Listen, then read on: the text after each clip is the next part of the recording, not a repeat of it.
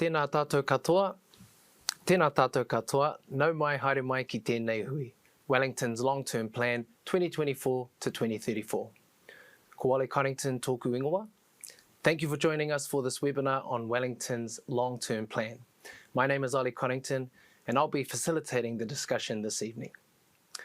I'll begin with a karakia. Whakataka te hau ki te uru, whakataka te hau ki te tonga, kia mā kina ki uta, kia mā taratara ki tai. E hi ake ana te atakura, he tio, he huka, he hauhu, tihei mauri ora.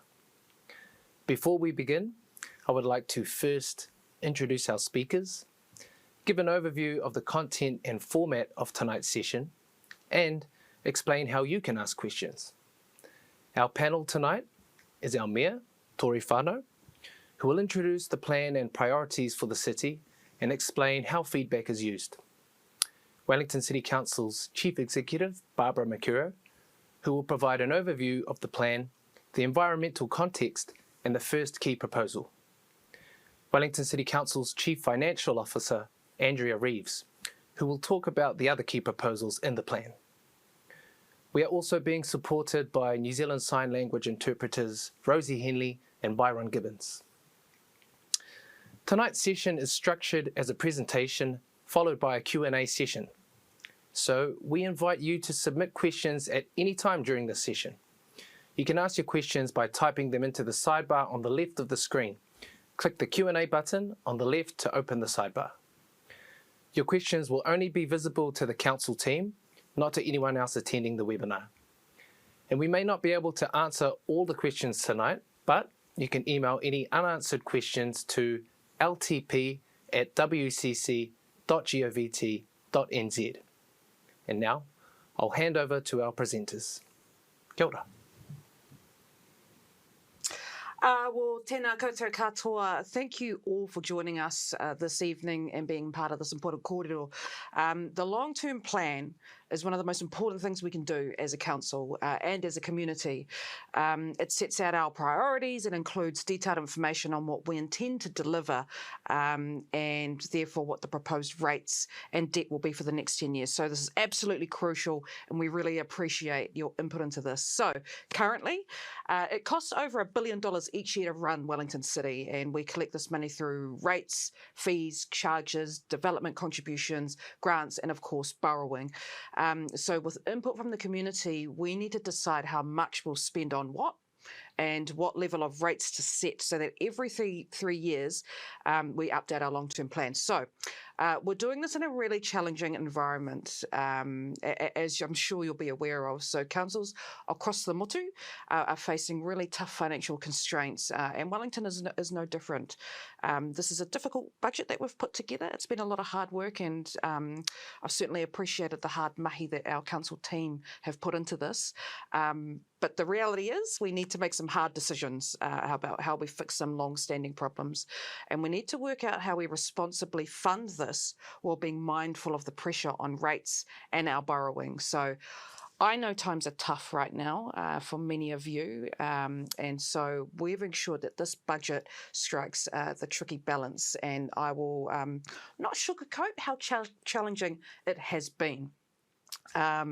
So I also want us, it's really crucial for me. So while managing a balanced budget, we also want to keep sight of our aspirations for the future. So we need to be thinking about what we want Wellington look like in the next 10 years and beyond. What kind of city do we want our future generation to grow up in? So last year when we kicked off this planning process, we worked with the community to define what the key priorities will be for Wellington for the next 10 years. And over 3,000 people provided feedback, which is awesome.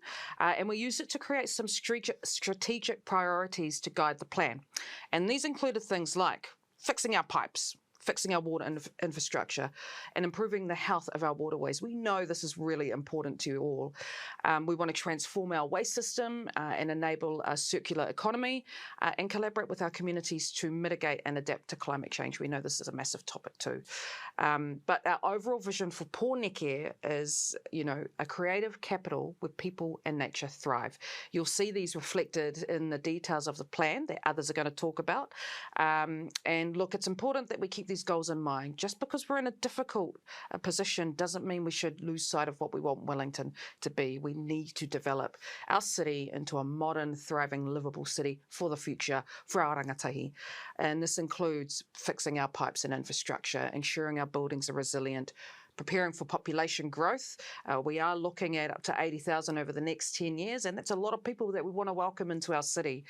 So we're going to need more housing and more transport options, and of course, we need to act on climate change. Ultimately, we need to collectively decide as a community, how do we strike that balance between rates increases and not imposing deep cuts that will affect our ability to deliver for the city. This is a tough job, but I'm committed to us landing in the right spot, as well as the team around us, and your feedback is incredibly important to us. So again, I really appreciate you all being here tonight. Right. Is this the next part of detailing the plan? Fantastic. So back to the to-do stuff. So the long-term plan takes about 18 months of work and public engagement to build. So after each phase of engagement that you can see here on the screen, we will use it to make our decisions at each stage of building that plan. So we've kicked off this process in April last year, where community feedback helped us to shape the vision and priorities for the plan. We also held a citizens' assembly where a randomly selected group of 40 people representing Wellington's diverse population gave us a collective view about which council services should be prioritised over the next 10 years.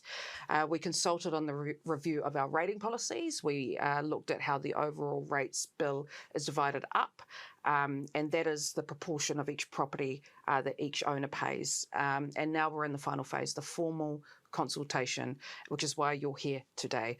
And this is where people can provide submissions on the detailed proposals that make up the plan. So later in May, after the close of formal consultation, people can come up and speak to us about their submissions at an oral hearing that'll be held over a few days.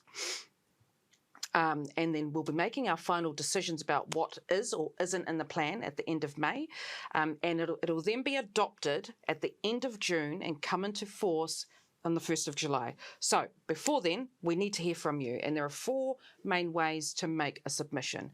The easiest way to make a submission directly after this presentation is you can visit our website and fill in the online form at www.wcc.nz/LTP. You can also fill out the submission form and email it to us, or free post or drop it at any library. But we will need to receive your submission on the 12th of May. Councillors receive copies of all submissions alongside reports and that quantify the findings and summarise key themes. So your submission will help us represent you when we make our final decisions on behalf of the city. So I'd strongly encourage everyone here to make a submission. Go tell your mates, your colleagues and your whānau to do the same, because it is absolutely crucial that we hear from you. But you know, with all that in mind, I'm going to hand over to our wonderful Chief Executive, Barbara McKerrow. Kia ora. Kia ora koutou. As our Mayor has noted, we are in a difficult financial environment, and we're not alone in this. Local government across the country is facing the same challenges: limited revenue sources, debt constraints, infrastructure deficits, pressure on rates. And of course, organisations in every sector are facing similar challenges. Inflation, interest and insurance costs have also continued to climb. But we can continue to invest in Wellington in priorities like infrastructure, resilience, climate action and vibrancy. And it's one of the special things about Wellington is we love to have a good time here. People love to visit here and work here, and we want to keep it that way. Our overall financial health is reflected in our credit rating, which has recently been reconfirmed, we're proud to say, as AA+. That's actually the highest credit rating of any local authority in the country. But we are on negative watch, and this means we can't continue spending like we have done. So over the next 10 years, we're able to spend quite a significant amount, as you can see, 4.8 billion in capital costs. This is about making improvements to the city. and 11.4 billion in operating costs, which is funding the delivery of hundreds of services to the community, ranging from, libraries and swimming pools, recreation centres, roads, footpaths, water, regulatory services. Councils deliver a complex array of services to their communities. But we have to keep an eye on maintaining an appropriate level of debt. And this interesting looking graph here is about how we do that. We talk about maintaining a debt to revenue ratio within 225%. So when you look at this graph, you'll see the blue bars here with numbers on them. That represents the level of debt we are expecting to see. So in the first year of the plan, 1.8 billion, and you'll see all the way through to the end an anticipation of around 2.6 billion. Then that green line there indicates that 225% debt cap limit. The orange line above it is the limit placed by the local government funding agency, which is the entity we do our borrowing through. That's at 280%. So this is something we try to do very carefully over the course of time, is to keep those levels, if we can, below the green line. Okay. Now another interesting looking graph, forecast rates increases after growth. So we are trying to, in our financial strategy, work towards a rate rise after growth of between 5 and 8% on average across the 10 years. And that on average means that not every year is going to be the same. There'll be higher years and lower years. So we are expecting that in the early years, the rates increases are likely to be higher in order to build the base we need to build to address the challenges we need to address. And for the next year, the first year of the plan, we're proposing an average rates rise of 16.4%. That includes a new levy to pay for the sludge minimisation plant we're building at Moa Point. And you know what sludge is, that's our sewage, which will be about the equivalent of a 1.6% rates increase. So next slide, thank you. Well, we all know Wellington has some real infrastructure challenges that we need to address, and it's how we address these within specific financial parameters. We have to plan for growth. We're expecting our population to grow by more than 50,000 over the next 30 years. We need to prepare for that. Our infrastructure is ageing. We've talked a lot about our water infrastructure, but also our transport networks need significant, costly and ongoing upgrades. We are a seismically prone city. We all know that too. We need resilient buildings, and many of our facilities and venues are earthquake prone. They require strengthening. This is also very costly. And of course, as the Mayor has mentioned, we need to take action on mitigating and adapting to climate change.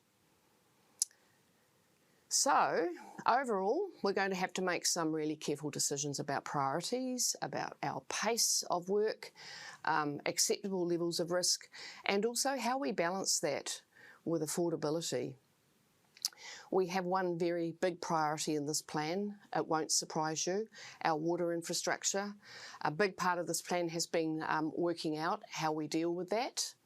So we have put forward 3 particular proposals in our plan about how we invest in our Three Waters network. As you know, our water pipes are old and in poor condition.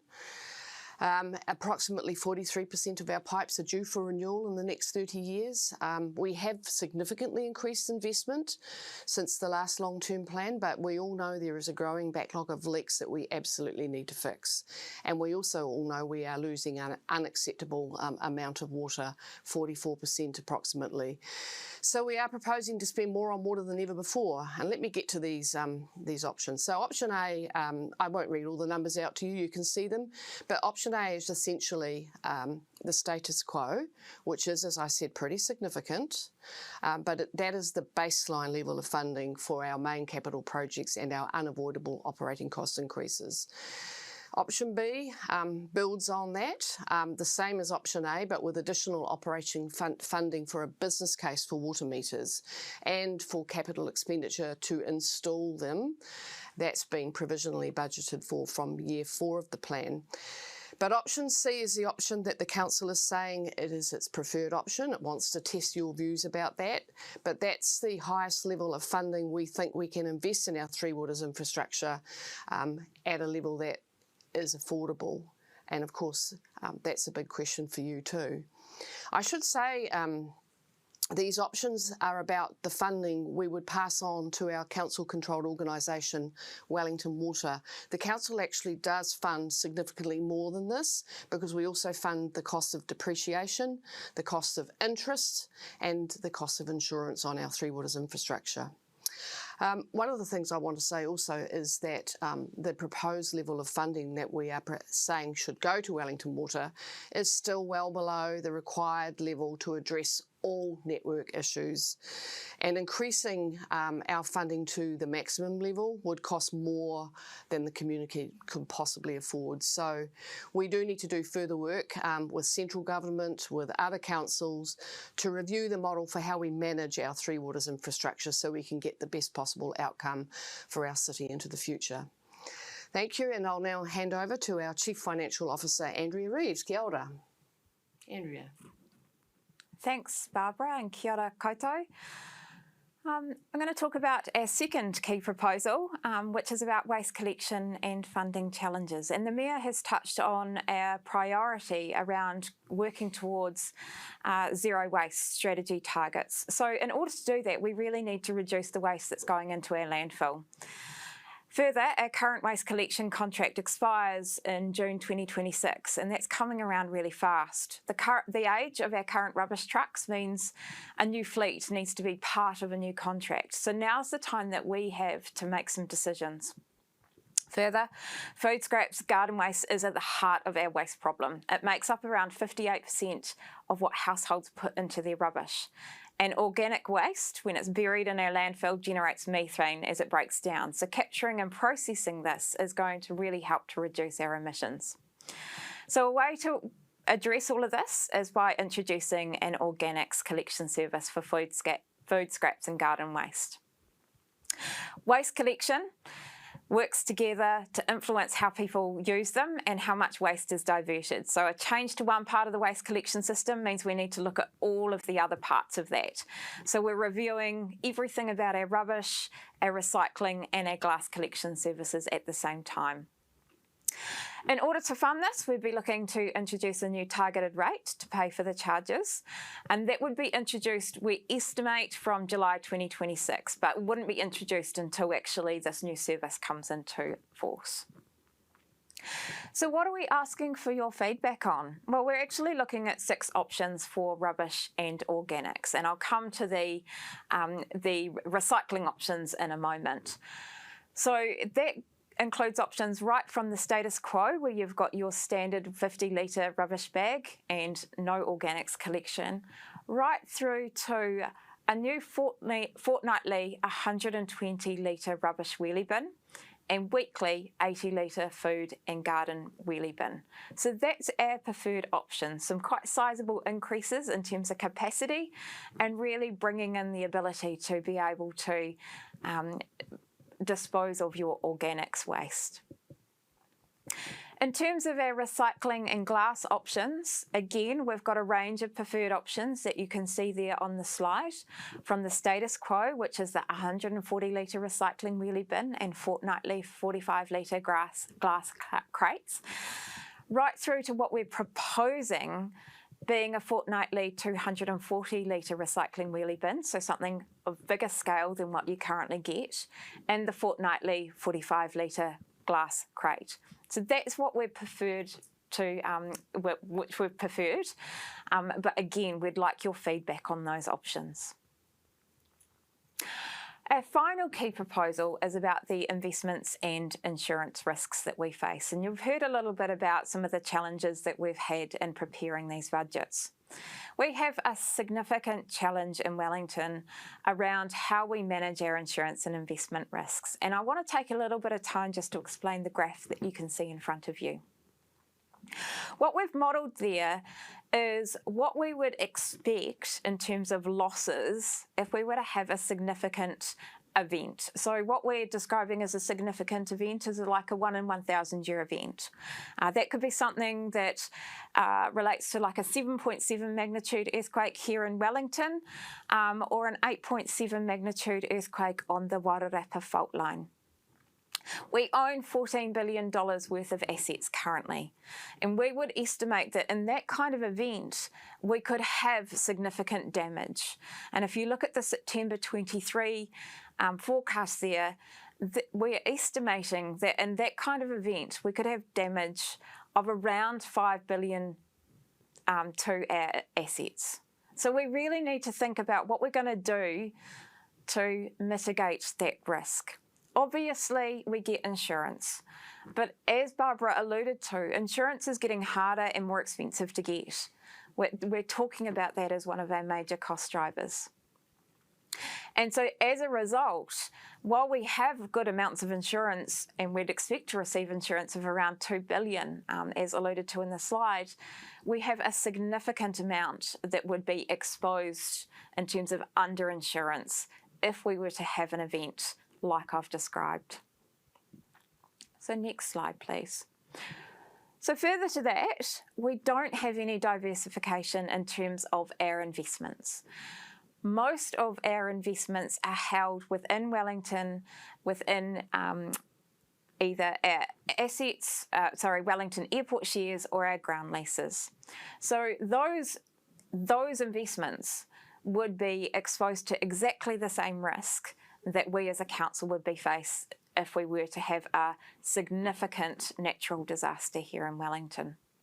So 93% of our investment portfolio is in the airport minority shareholding, so we currently have a shareholding of 34%, and in property ground leases.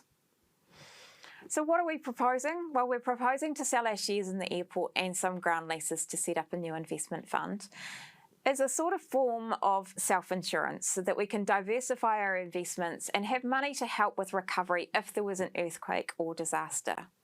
The fund itself would be absolutely ring-fenced and wouldn't be used to fund other projects or pay down debt. It would be specifically held to get a rate of return in the same way that we get from the airport currently, and it would be only used in the case where we needed to access funds post a emergency or disaster. So there's 3 options that our councillors are seeking feedback on. The first, which is the preferred option in the consultation process, is to sell all the airport shares and reinvest that into the newly established perpetual investment funds. Future ground lease sales could also be transferred into that fund if and when those leases were considered for sale. There is an alternative option, option B. We could sell some airport shares and reinvest that into a perpetual investment fund as well as the ground lease sales. And lastly, we could retain the status quo and use the proceeds for any future ground lease sales to repay debt or to be utilised for other purposes in the future. So while we've talked to you about the 3 key projects and proposals that we've got in this consultation process, there's also a number of other proposals that you're more than welcome to provide feedback on. So we're looking at things like introducing parking fees in suburban centre shopping precincts. We're looking at introducing fees for motorcycle parking in the central city. We're proposing the closure of Kandala Pool and landscaping that site, including improving flood mitigation and creating a new community space and entranceway into Kandala Park.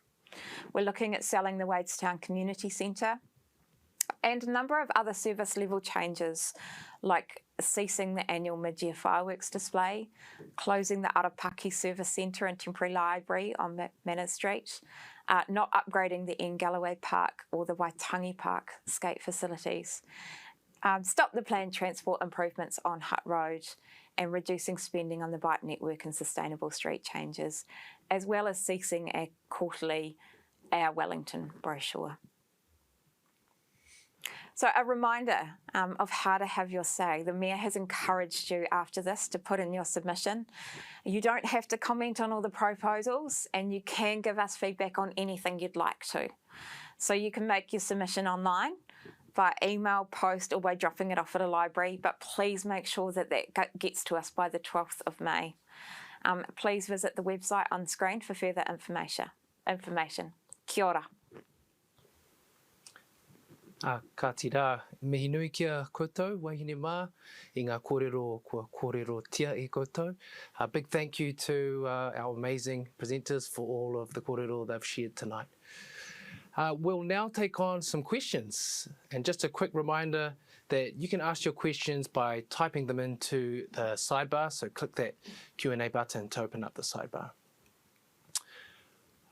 So I think we're going to get our questions up on the screen soon. We can start putting some to our awesome presenters. And this is our first one. This is for you, Barbara. How did you come up with the LTP proposals?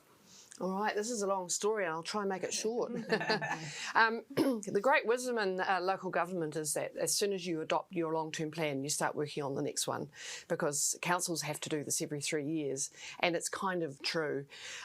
Developing this long-term plan has been at least 24 months in the making, if not longer. And what happens is we start by looking at ahead at potential trends and form a number of views about the underlying assumptions. For example, what kind of population growth we're going to be planning for.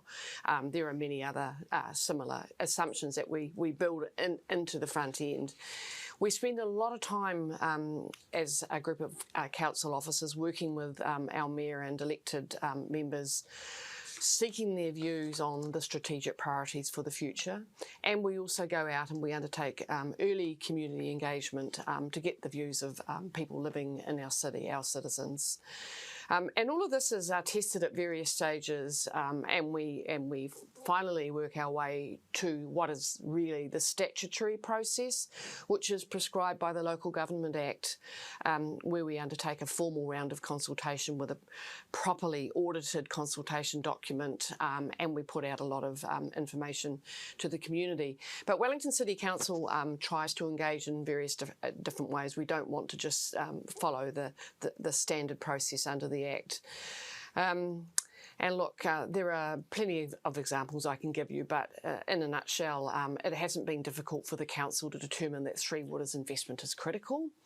The council has been thinking for a long time about the strategic importance of reducing waste and providing our city with better options for managing waste and recycling. And Andrea has well explained the insurance risk we face in our city, and that is why we're testing a proposal to sell our airport shares so we can establish a perpetual investment fund for the future sustainability and risk management of our city. So that gives you a bit of a feeling for how we go through a long-term planning process, and every council in the country does it at the same time. Tēnā koe, Barbara. Got a question for you, Andrea. The long-term plan proposes to triple rates from 2023 levels.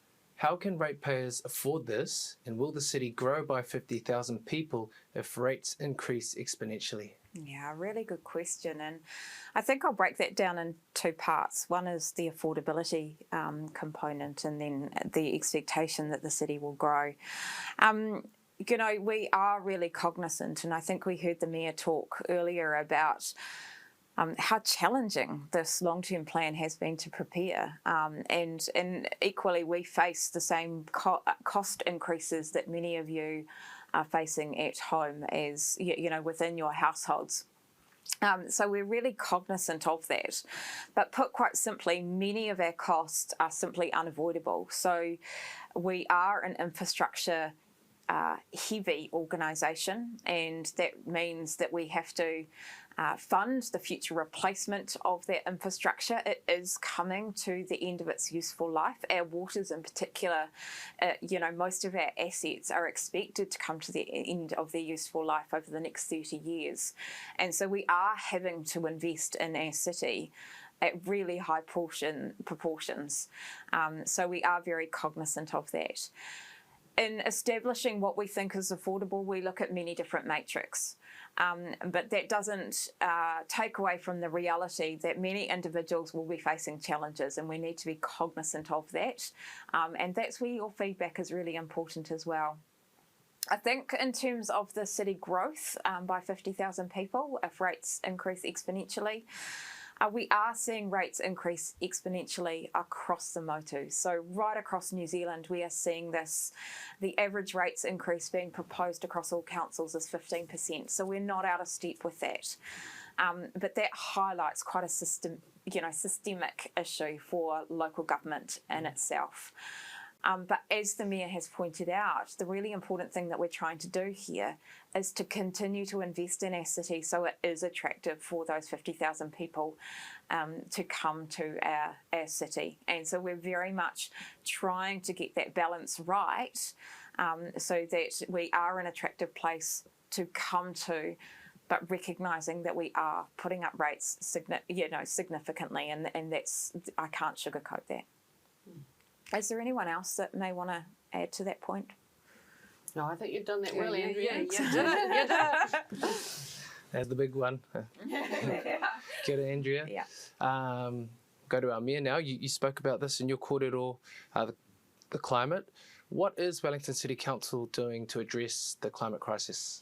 So the climate crisis is very dear to my heart, and we're going to address this in a couple of different ways. And this is through the long-term plan, as well as other things like the district plan and projects that we've already signed off. So first, mitigation. And looking to reduce our emissions across the city. So the main way to do that, of course, is public transport and active modes of transport. So this is why we have to prioritise things like our cycleways, like pedestrianisation, because it essentially that helps get people out of cars, which means reducing our emissions. We also want to increase housing. So we know that when we have higher density buildings and housing throughout the city, that too reduces our emissions because people don't need to use as much transport and everything is walkable within the city. We also have the Green Network Plan where we want to plant a ton of trees throughout the city and have open green spaces. And in this long-term plan, there's also the proposal for a climate resilience fund, which leads quite nicely into adaptation, which we know is going to be very big in the future. We are working with communities to figure out what we need to do to adapt to our changing climate. Do we need to look at things like managed retreat? That's something that we'll work with the communities and central government on, and with the Climate Resilience Fund, that gives communities access to be able to either perhaps come up with initiatives to deal with adaptation, or in the event where they've been impacted by a climate event, they'll have access to that support as well. Kia ora, Tory. Pātai here.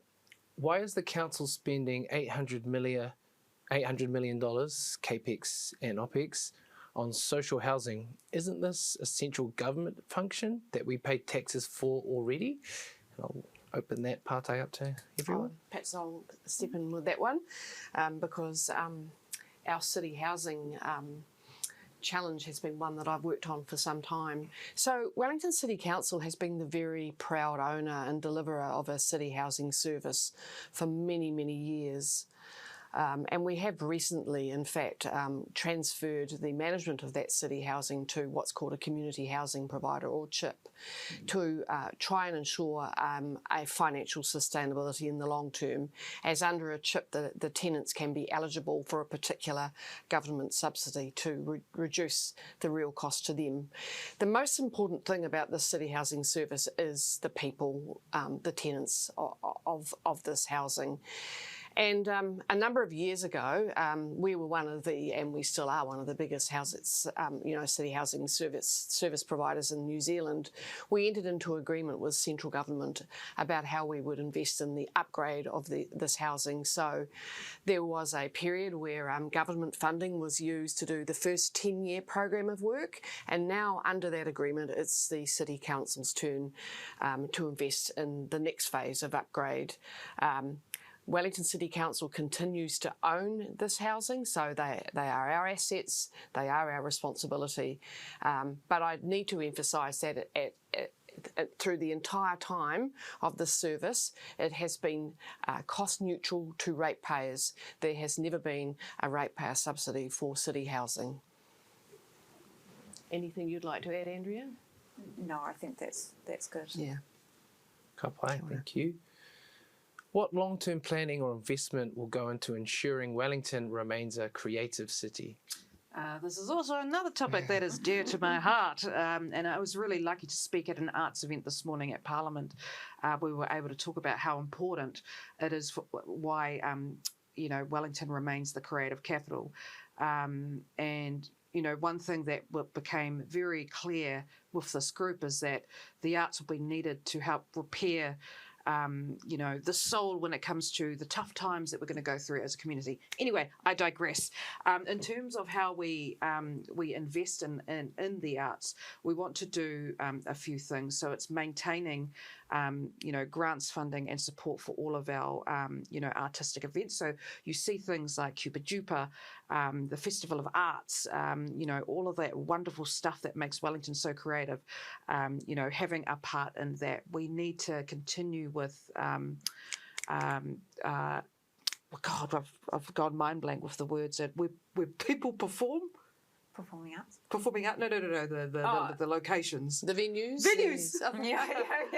I forgot the word. It's been a long day. So we need to ensure that we have a whole range of venues across the city for not only big stage productions at say, the St. James, but also our grassroots level artists. And it's been really wonderful to see the Hannah Playhouse reopen in the last year, to see some really great productions there too.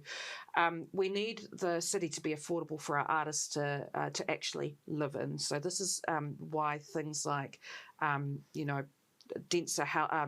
high density housing and public transport and things like that are so crucial to making our city livable.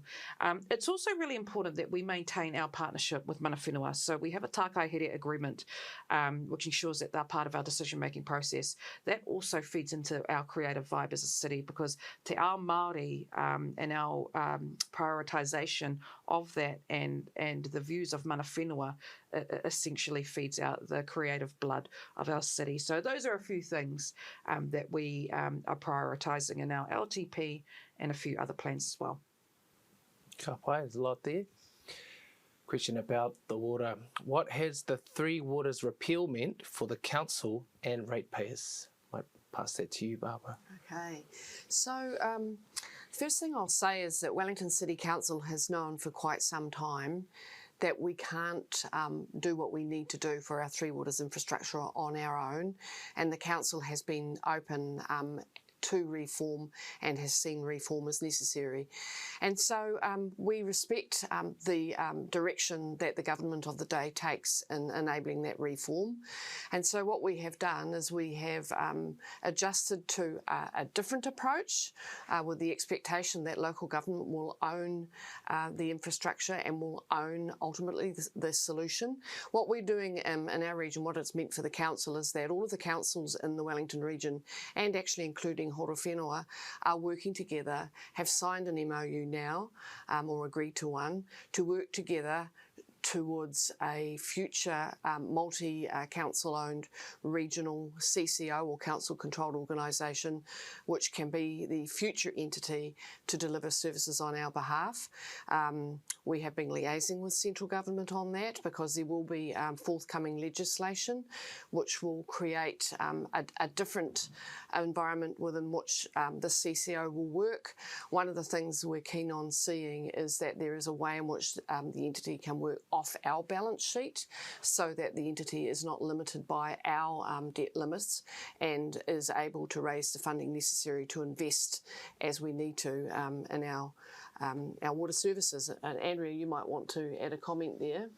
Yeah, I mean, we have certainly looked at alternative ways that we could fund our water services, but the reality is that as I noted, most of our infrastructure is coming to the end of its useful life over the next 30 years. So we have this massive bow wave of improvements that we need to make. So, really thinking about how we do that in a smart way and in conjunction with our neighbouring councils is really, really important as well.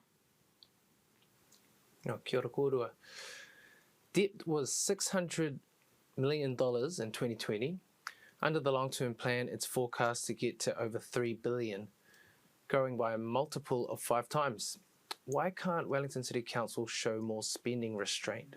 It sounds like a finance question. Yeah, happy to take this question. So yes, debt was comparatively lower in 2020, and that's really deliberate. What I would say is that we needed to hold debt lower at that point in time to enable us to have capacity to be able to start investing when the investment in assets is required. So that's now with the end of many of our infrastructure assets coming to an end. The reason that debt's so important to us, it means that we can spread the cost of that investment in infrastructure over multiple generations so that everyone that receives the benefit of those assets pays their fair share of it. So debt in a local government context isn't necessarily a bad thing. However, the person that's raised that question has obviously got some concern about the level of debt that we are holding. And so I just wanted to take a step back to talk about the debt to revenue ratio that we're operating to. So while $3 billion sounds like a lot of money, and it is, we are looking to manage that within our debt to revenue ratio of 225%. And that's really, really important to us. Actually, this sector can go up to 280%, as Barbara noted as well.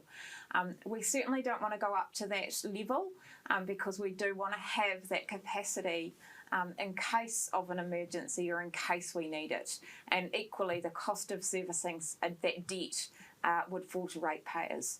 So it's really important that we balance the amount of debt that we have so that the right generations pay for the work that's being done at any point in time.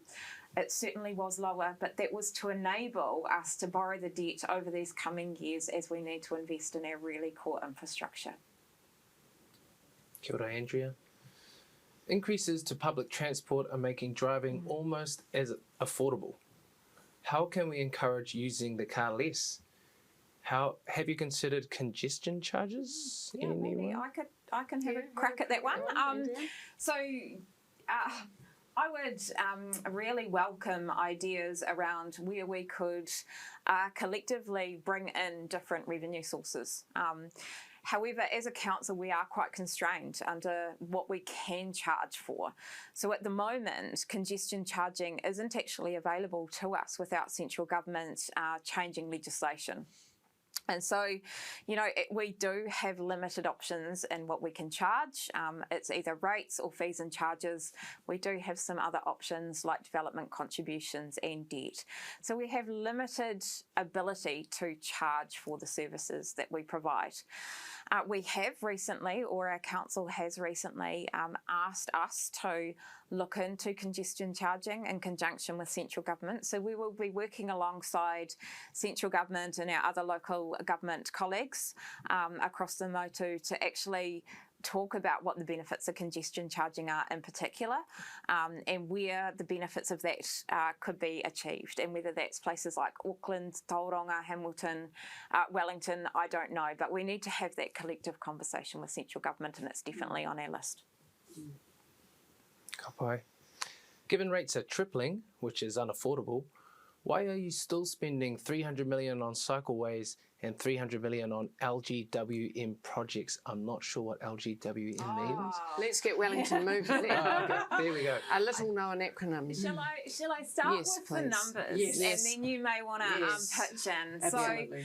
So, really good point on the cycleways, and I just want to highlight something there. So, while $300 million may be spent on cycleways, the council isn't actually spending $300 million on cycleways. I really want to kind of highlight that because it's a wee bit of a myth that's bubbling around out there.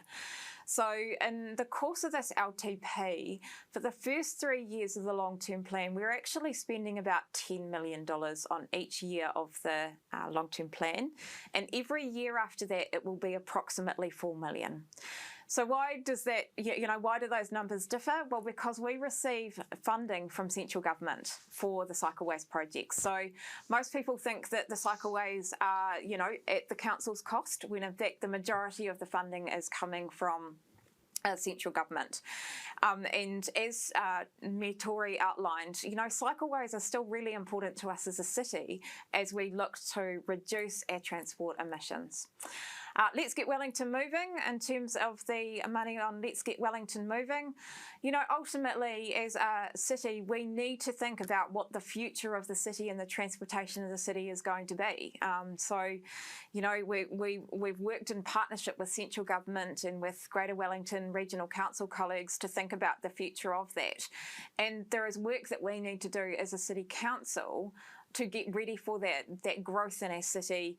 And so looking at key, transitional projects across the city and working in that space in a different profile. So the council has moved it out slightly differently to what was proposed, and looking to do the right investments at the right time for us. But that's still really important to accommodate the growth that we're expecting to see within our city. So you may want to add to that in terms of the priorities of the council. Yeah, so a reminder, outlining what Andrea just said about the costs. The council is not paying $300 million to deliver these initiatives. It is far, far less. But look, these are decisions that this council's already made, and it's a priority that a lot of the city have wanted. So I know things like cycleways and transport projects aren't everyone's cup of tea, but those are the crucial ingredients needed. It's people say, focus on bread and butter. Public transport and cycleways are bread and butter. It's essentially what will make Wellington a livable city, lower our emissions, and be able to have the capability to bring many more residents here to live. Kia ora. Is the long-term plan proposing to cut CCTV funding and reduce graffiti cleaning? Don't we need more funding for these to make the city be safer? So when it comes to CCTV funding, so what we're proposing is that the funding of it just gets moved elsewhere. It is really unusual for councils to actually fund CCTV funding, but we did for a period of time for a particular reason. So whether that gets moved onto another agency or the preferred option of the community is that it's volunteer run. Could be the outcome there. So the operation of CCTV will keep going. It's just where it gets paid from. When it comes to the proposed graffiti removal, so we're just proposing that when it comes to private properties, the owners will need to do that while we will worry about public services. In terms of city safety, that's why it's important we maintain services like Pōneke Promise. So you may have seen in the media recently that we're actually looking at revitalising that particular project to really address some of the key issues in our city. And that includes working with agencies like DCM, the police, hospitality, to ensure that we're creating a safer city at night. It's a hugely complex issue that we are working through, and it's one that also I'll be approaching central government soon for some support as well. Kia ora, Tory. What would a new investment fund consist of, Andrea? Another numbers question. Maybe I'll take this one as well.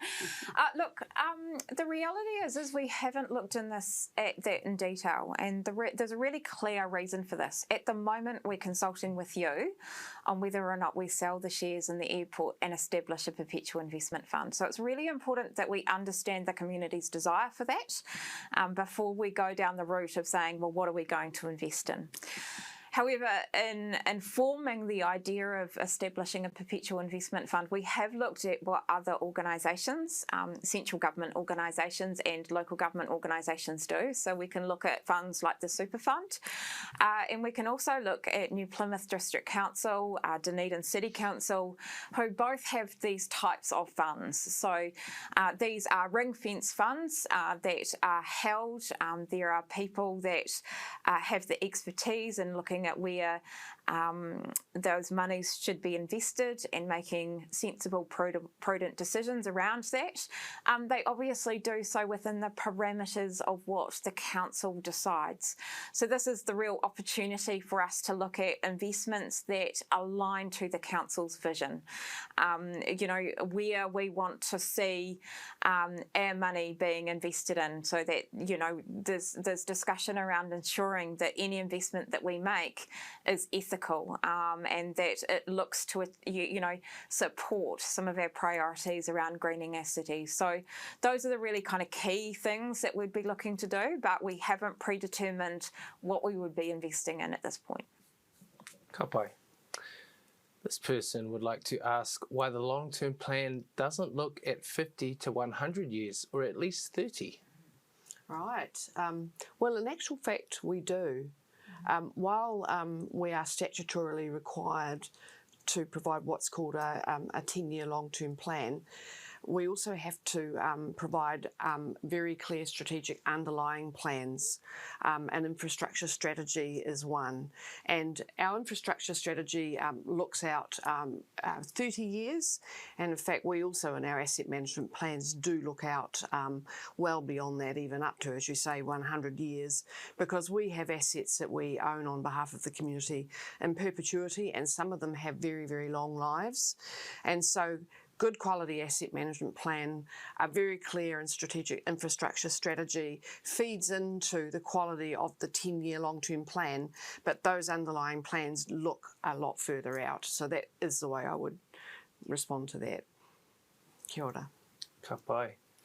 Wellington has a lot of empty buildings, earthquake prone or otherwise. What's being done to remedy this? Can you not penalise those who don't want to improve and provide for the city? Open that up to anyone. Yeah, I can start. Tory mentioned earlier a key component that we consulted on the community with earlier in this process was our rating policy review.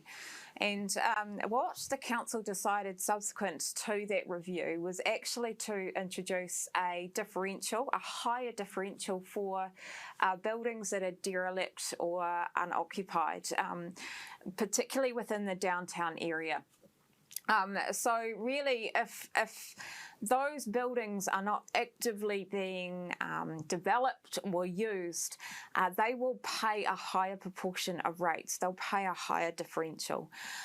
We looked at many different ways of kind of creating those rates, and I won't go into all of the details, but it's a really, really challenging piece of legislation. As I noted, the mechanisms that we have for setting revenue is really, really hard within local government. So this is the first step.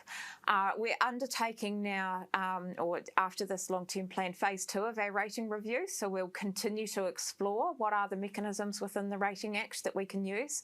And of course, we're continuing to talk to others, particularly in central government, around how we can really encourage that development, particularly for earthquake-prone buildings, and what we can do to encourage those people that have earthquake-prone buildings to invest in them. There's a few other little things that we can give rates for emissions for, or postponements for, particularly when people start to strengthen, so we can incentivise that work to happen. Tēnā koe. Do you think the council needs to make more hard decisions, like stop spending $121 million on the zoo? Is that a must-have? Wouldn't we be better to focus on Zealandia, which is more relevant for Pōneke? I mean, I'll kind of answer from a community perspective. So, I mean, I think both are equally important. So, and they both serve different functions, right? So Zealandia is about diversity and our species, and it's really, really wonderful. Whereas the zoo is about our beautiful animals. And I think if we took away the zoo, I think you'd have a lot of devastated children. But in saying that, that's exactly why your input into the LTP process is incredibly important. You tell us what the priorities are for the city, and we look at ways we can make that work. But we are trying to maintain a level of investment for many great initiatives with our different CCOs and so forth. So everyone has something to participate in. Ka pai. Question about parking here. Why charge for motorcycle parking? Have you looked at what other cities do? Other major cities don't charge for motorcycle parking. All right, well, I'll take that up. And the first thing I'll say is I am not highly knowledgeable about motorcycle use in the city, but I have members of my family who really are, and I know how important that is. I think I'll answer this by saying that when we look at parking, particularly in the centre of the city, we're looking at how we manage demand. And because one of the wonderful things about the city is how in proximity everything is. In other words, we don't have a lot of land at the centre of our city, but what it means is we have beautiful proximity between venues, the waterfront, retail, restaurants, hospitality, the stadium, for example. And so every piece of space on our roads is precious when it comes to allocating space for people, for vehicles, for parking. And so motorcycles come into that. I know they take up a lot less space than cars, trucks, etc. But what we do, I think, when we develop our policy is balance all of these things. I'll be upfront and say I personally don't know what other cities do with motorcycle parking, but I can tell you that our parking team will be very knowledgeable about this.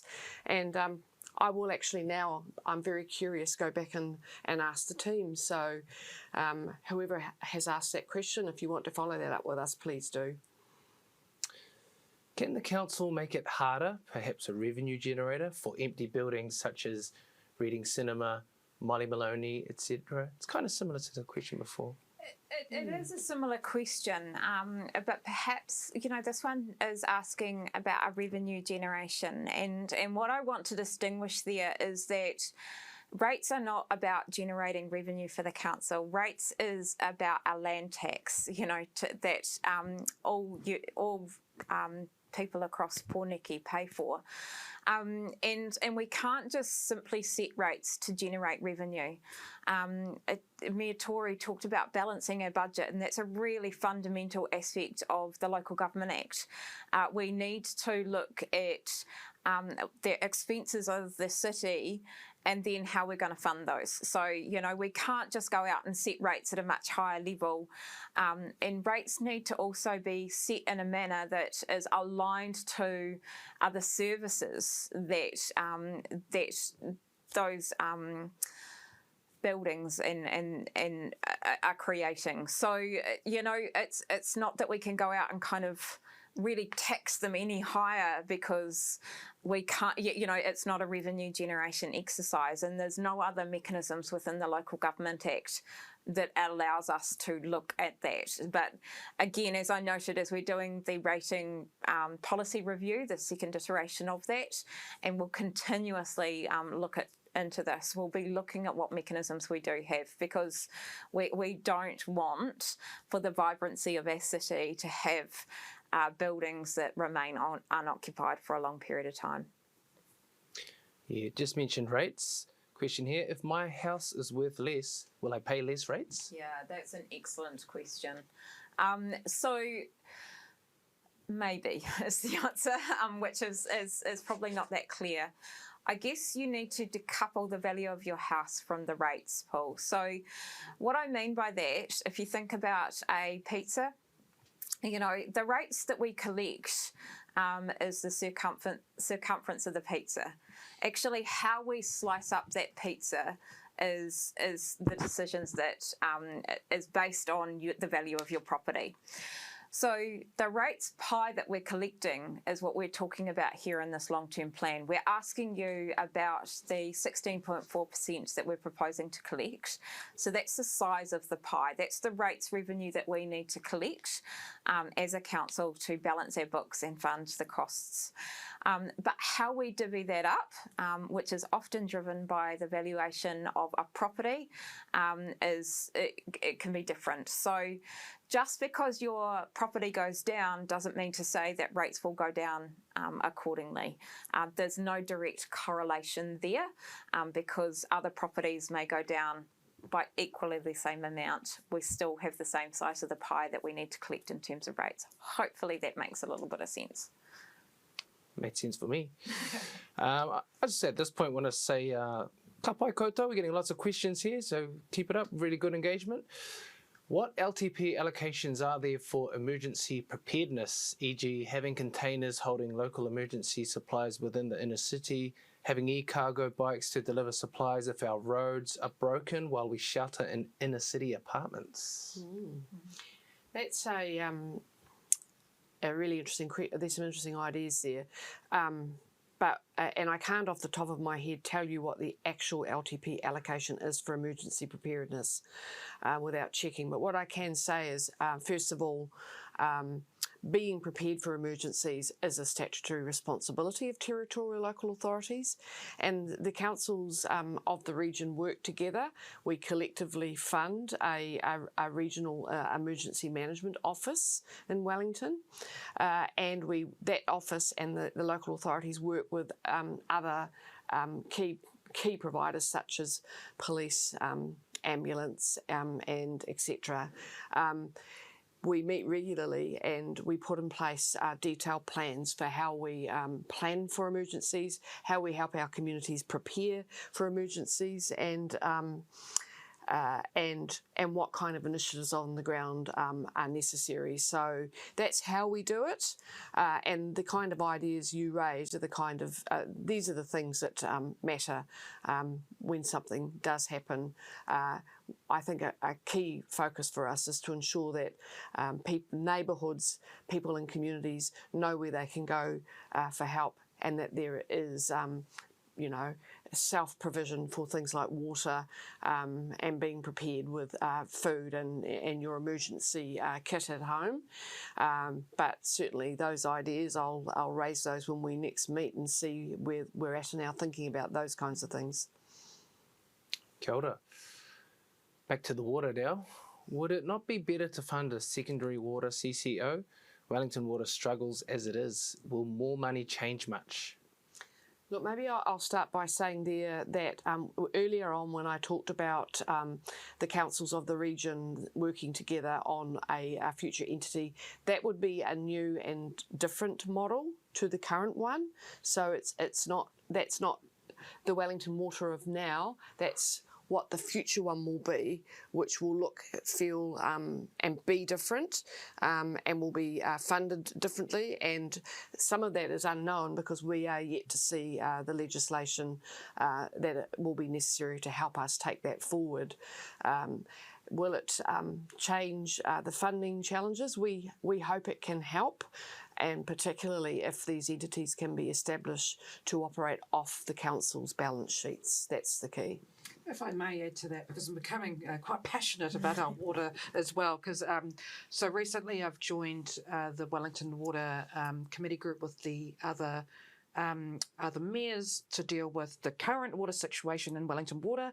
And as you've already heard, we're investing a lot of money in this LTP towards our water infrastructure as a whole to address the problem. But I want to make it clear that we're dealing with a many-decade problem here, and a lot of our pipes are reaching the end of their 100-year life. So huge issue that will not be fixed overnight.